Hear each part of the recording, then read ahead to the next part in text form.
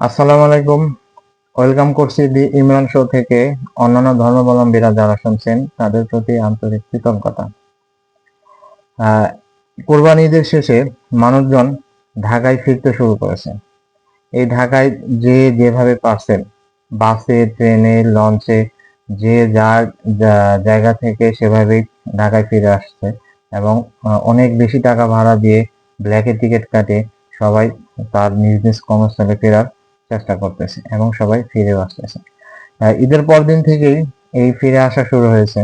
তো এখন যদিও এখন আহ, এই 2 দিনের মধ্যে, গত 2 দিন এবং আজকের মধ্যেও তেমন ভিড় লক্ষ্য করা যায় না বাস, ট্রেন, লঞ্চগুলোতে। আশা করা যাচ্ছে আগামী শুক্রবার থেকে অনেক ভিড় বাড়বে সব জায়গায়, বাসে, ট্রেনে, লঞ্চে, সড়ক পথে, সব জায়গায় ভিড় বাড়বে এবং মানুষ যে কোনোভাবে ঢাকায় চলে আসবে তার কাজে যোগ দেওয়ার জন্য। এই ভিড়াভিড়ির মধ্যে আসার সময় মানুষের অনেক বিপদ হতে পারে, মানুষের অনেক অনাকাঙ্ক্ষিত ঘটনা ঘটতে পারে। যেমন ট্রেনে আসার সময়, ট্রেনে কথা বলার সময় ট্রেন থেকে মোবাইল ছিনতাই করে নিয়ে যেতে পারে। আবার ট্রেন থেকে নেমে একা একা যাওয়ার সময় সেখানে ছিনতাইকারী ধরতে পারে। তাদের তারা তাদের অপহরণ করে, তারা তাদের জিম্মি করে সবকিছু নিয়ে যেতে পারে। আমাদের উচিত সবাইকে সাবধানতা থাকা, সবাই সাবধানতার সাথে চলা, সাবধানভাবে ফিরে আসা এবং চোখ কান খোলা রাখা।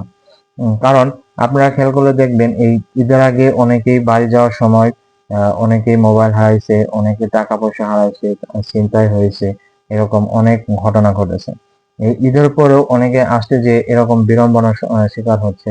আর এই জন্য আপনারা সবাই সাবধানে থাকবেন, সাবধানে আসবেন, অনেক লোকজনের মধ্যে আসবেন, সবাই যেখানে জনসমাগম আছে সেদিক দিয়ে আসবেন। সেই বিবেচনা করেই সবাই সাবধানতার সাথে যার যার নিজ কর্মস্থলে ফিরবেন, এটাই আশা করা যায়। ধন্যবাদ সবাইকে।